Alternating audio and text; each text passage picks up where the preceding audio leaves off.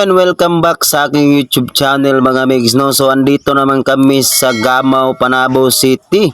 Dito ito sa phase 1. So ayan mga migs, ang gagawin namin dito ay i-demolish namin yung lumang tindahan at isang kwarto mga migs, no?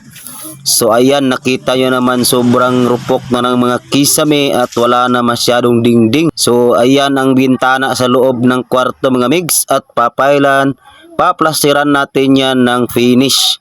So dito muna mga migs ay papailan natin at yan ay ating paplastiran din. So dyan banda, so napakalaking trabaho nito mga migs, no? So dito ito sa likod. So bago natin paplastiran yan ay papailan muna natin tong isang block na to mga migs, no? Nagkulang sa pile. So ayan, at napailan ko na mga migs, kaya sisimulan na natin yung sisimulan na namin yung pagpa-plastering diyan mga migs. So ayan, napakapangit na ng hollow block na yan mga migs, no?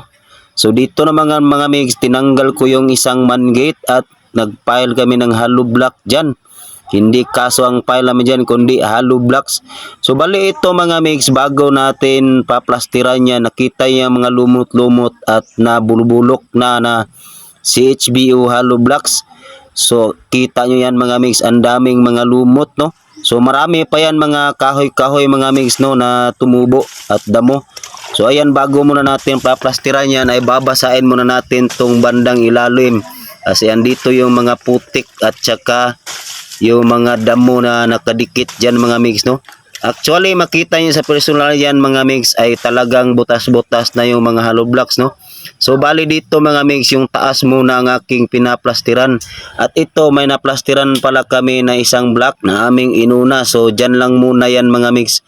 So dito mga migs, nakaplastering na kami pang 2 araw na namin to mga migs, no? Na plastering.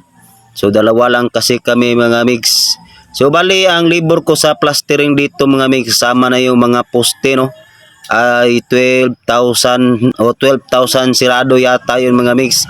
So ayan mga migs, nakita nyo na finish na namin tong bandang poste, no. So ayan, no, nakatapos na kami ng 2 poste. So bali 2 poste na lang ang natira mga migs.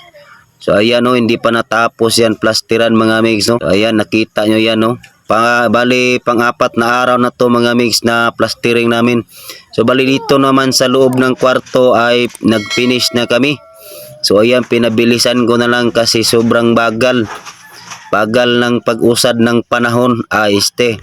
So ayan mga migs, pinaplastiran ko yan ng smooth at hindi na ko na ipapakita kung anong ginawa ko dyan. Kasi pagkatapos yan ay makita nyo ang linis. So ayan na mga migs yung finish, di ba? So ayan, at dito naman mga migs, natapos na namin to lahat, no? Natapos na namin plastiran to lahat. So ayan, pati mga poste, ayan na, natapos na rin. Pang 5 araw mga migs na tinapos namin to. So ayan na, mga natapos na yan mga migs, no? So kita nyo ang linis. So dito na naman tayo mga migs, ayan, nakita nyo wala na yung isang kwarto. Siya kaya flash forward at tinadyakan, loko-loko talaga to, hindi mo naman kaya yan. At tinadyakan mo pa ulit yan, loko ka talaga. So ayan mga migs, na demolish na namin yung kwarto, no. So bali ang singil ko dito mga migs ay 5,000 ang si demolish. So ayan, natapos, nakita nyo yan. So dito naman magmamagic at aakyat ako, ayan, ng bilis na karating. So bali dito ay bibilisan natin yung ating moves kasi sobrang taas na ng ating video mga migs, no. So ayan yung 5,000 kasama na yung lumang tindahan at isang kwarto. So napakatibay talaga ng pader na yan mga migs, no. Bali matagal na daw yan, at ito naman si Kimbot yung helper ko.